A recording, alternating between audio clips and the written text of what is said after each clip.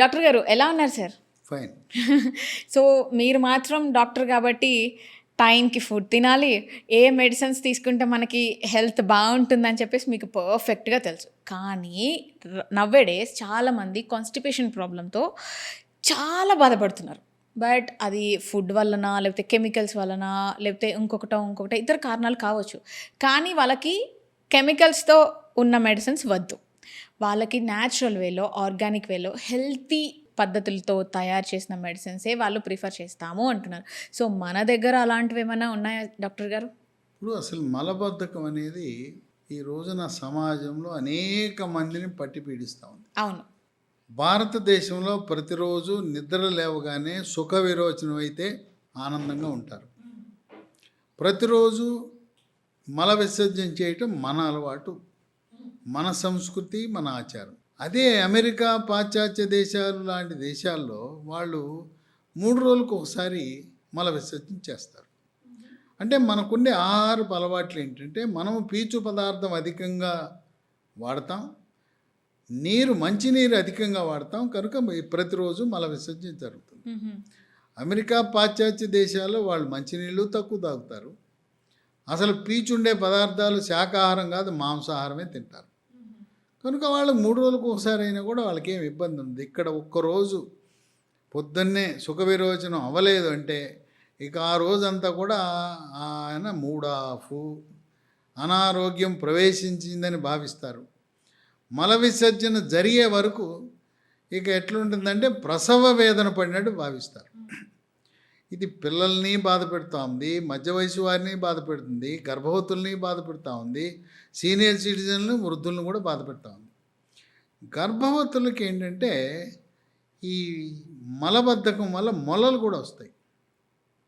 అసలు ఈ మలబద్ధకం వల్ల ఈ మలద్వారం చుట్టూ వచ్చే సమస్యలన్నీ మలబద్ధకం వల్లే. ఓకే. కొంతమందికి థైరాయిడ్ గ్రంథి సరిగా పనిచేయదు. అసలు దీర్ఘకాలికంగా మలబద్ధకం ఎవరికున్నా కూడా థైరాయిడ్ పరీక్ష మీరే వెళ్ళి ల్యాబొరేటరీకి వెళ్ళి చేంజ్ చేసుకోండి. థైరాయిడ్ రక్త పరీక్ష ఏమైనా అడగండి.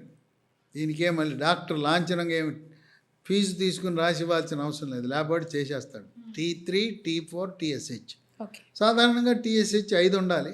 5 కంటే పెరుగుందంటే మీకు థైరాయిడ్ గ్రంథి సరిగా పనిచేయట్లేదు. థైరాయిడ్ టాబ్లెట్ వాడటం మొదలుపెట్టేస్తే మలబద్ధకం పరారు. కొంతమందికి వంశపారంపర్యంగా కూడా మలబద్ధకం ఉండే అవకాశం ఉంది. కనుక ఈ మలబద్ధకము థైరాయిడ్ లింకును గమనించి థైరాయిడ్ టాబ్లెట్ వాడాలి. ఎవరైతే మంచినీరు తక్కువ తాగుతారో వాళ్ళకి మలబద్ధకం ఉంటుంది. ఇప్పుడు కొన్ని స్కూళ్ళల్లో పిల్లలకి వాటర్ బెల్ అని కొడుతున్నారు. బెల్ కొట్టినప్పుడు నీళ్ళు తాగాలి. పిల్లల్ని ఒక గ్లాస్ బాటిల్ లేదా ఒక బాటిల్ తెచ్చుకోమంటున్నారు నీళ్ళతో. నీళ్లు మనం ఆఫీస్కి వెళ్ళినా కూడా బాటిల్ ఉండాలి, టేబుల్ మీద ఉండాలి. కొంతమంది ఏంటంటే టిఫిన్ చేసినప్పుడు ఒక గ్లాసు, మధ్యాహ్నం భోజనప్పుడు ఒక గ్లాసు, రాత్రి ఒక గ్లాసు తాగుతారు. అట్లా కాదు, టేబుల్ మీద ఒక గ్లాస్ బాటిల్లో పెట్టుకోండి, లేకపోతే స్టీల్ బాటిల్. ప్లాస్టిక్ అవి మాత్రం వాడకూడదు సుమా.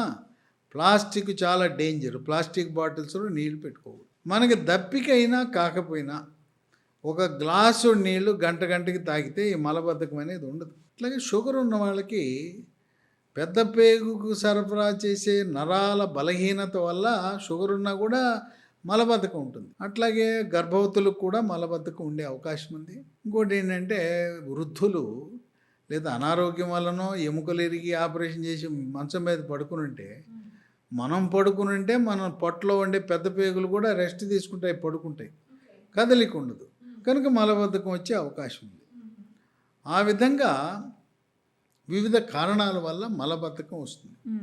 పూర్వకాలం మేము మా చిన్నతనంలో ఆముదం కాసిపోసేవారు. మరి ఇప్పుడు ఆముదం వాడమంటారంటే ఆముదం వద్దు. ఆముదం పిల్లలు వద్దు, పెద్దవాళ్ళు వద్దు, ఎవరు వాడద్దు. అప్పుడు ఆ కాలంలో నడిచిపోయింది. మా అమ్మ ఆముదం పోసింది, మా నాన్న ఆముదం పోసాడు అని అనద్దు. ఆముదం వాడకం వల్ల అనేకమైన అనర్థాలు ఉన్నాయి, కనుక వాడద్దు. చాలా మంచిది అంటారు కదా సార్ ఆముదం వాడటం. ఆ కాలంలో. ఇప్పుడు వద్దు. పరిశోధనల ద్వారా ఆముదం వాడటం చాలా డేంజర్ అని నిరూపణ జరిగిన తర్వాత ఎందుకు దాని జోలికి.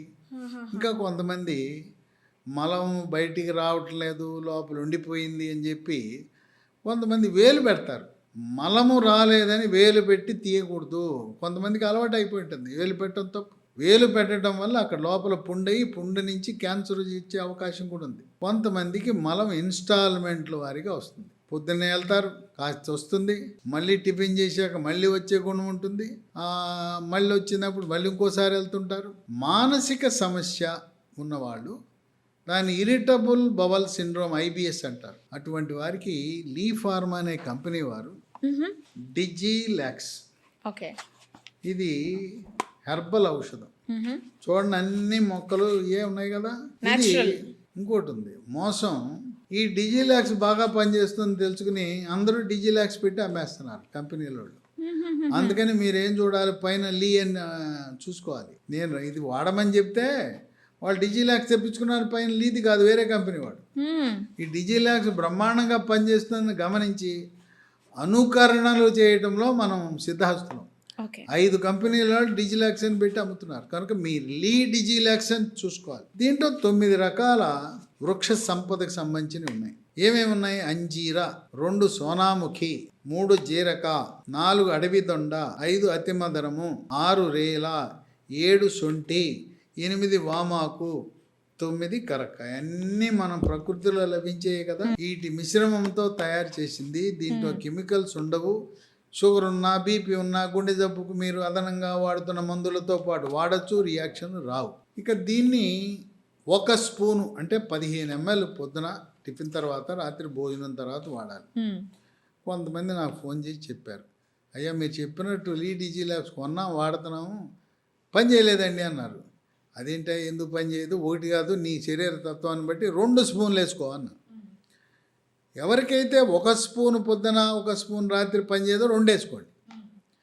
2 వేసుకుంటే వెంటనే వాళ్ళకి అయింది, చాలా బాగుందండి, 2 వేసుకున్నాం, తగ్గిపోయిందండి. దీంతోపాటు పీచు పదార్థం అధికంగా తినాల్సిన అవసరం ఉంది. షుగర్ లేకపోతే రోజు రాత్రిపూట 2 అరటిపళ్ళు తినాలి. ఇప్పుడు కమలా పండు, బత్తాయి ఉంటుంది, తొనలు పీచుతో పాటు పిప్పితో పాటు తినాలి. గింజలు ఊసేయాలి, పిప్పితో పాటు తినాలి. పుచ్చకాయ ఉంది కదా, పుచ్చకాయలో ఎర్రకండు ఉంటుంది, ఆ ఎర్రకండలో గింజలు ఊసేస్తారు, నల్లటి గింజలు ఊయకూడదు. ఆ ఎర్రకండతో పాటు ఉన్న నల్ల గింజలు కూడా నవిలేసేయాలి.